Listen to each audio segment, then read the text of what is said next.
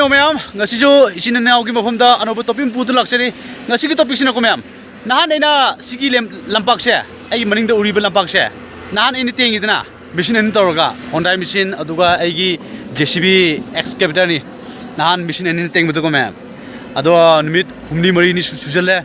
Ado ngasi lawyer ne ba tabak siya. Ngasi finishing oil ne ngasi punglo lawyer ne. Ado ngasi tabak lawyer daida miyam da khara yengon jage. Tabak siya Kayamuk ekoina luna na sijinar adi tauraga loshali abse sigi lampak ki field se loine yengan jeke ko ma'am sigi video sida aduna ma'am da kha request jage video se hobdi na lobok bibum phane yengbio adugo loine na ano bibal khudimak na agi channel sibu yengbiriba khudimak na agi channel sibu subscribe to view like to view and share to view okay tabak taurase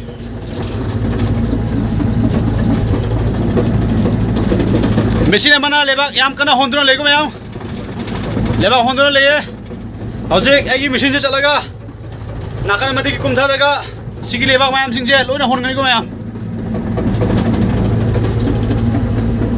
khara speed tawge da machine tapman leda speed tawringa batan sini ko mayam ai sabas songbadi yam chongi speed yam oye icheni ko mayam Che, kaya yung view. Yan, speedoy ko.